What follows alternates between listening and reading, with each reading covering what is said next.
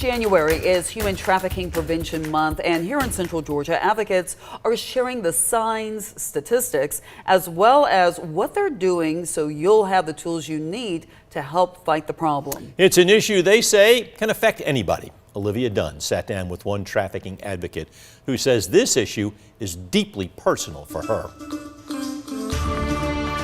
Clarice Carolyn Jones calls herself a trafficking abolitionist. As a certified advocate, she is passionate about this issue and is continuing to fight for change in Central Georgia and beyond.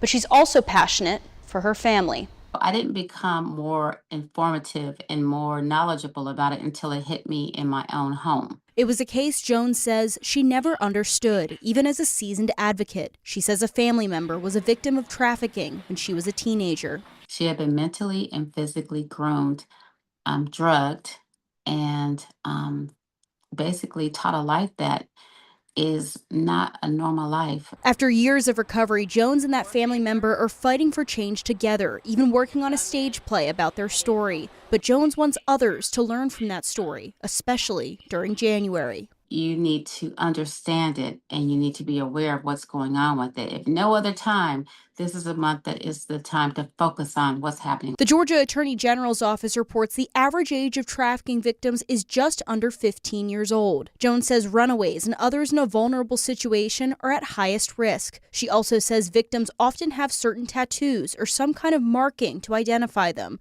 The National Human Trafficking Hotline says they've identified over 12,000 cases of human trafficking in Georgia since 2007, but other advocates argue that number could be much higher. Because this is something that happens in the shadows, it makes it very hard to report, but it makes it impossible to ignore. Dwayna Williams is the director for the Freedom Collective of Middle Georgia, which aims to abolish sex trafficking through outreach, including handing out flowers and cards with a hotline number. She says in 2025, their organization received over 1,700 calls on the hotline in Georgia, helping 141 people escape trafficking. Like Jones, Williams wants everyone to learn this January and help her and other advocates reach more victims.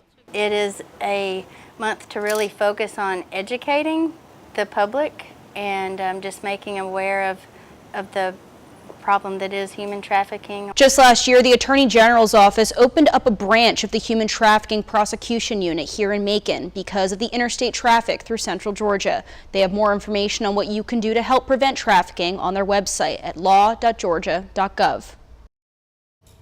All right, thanks, Olivia. If you believe you know someone who is a victim of human trafficking, you can reach the National Human Trafficking Hotline at the number on your screen, 1-888-373-7888.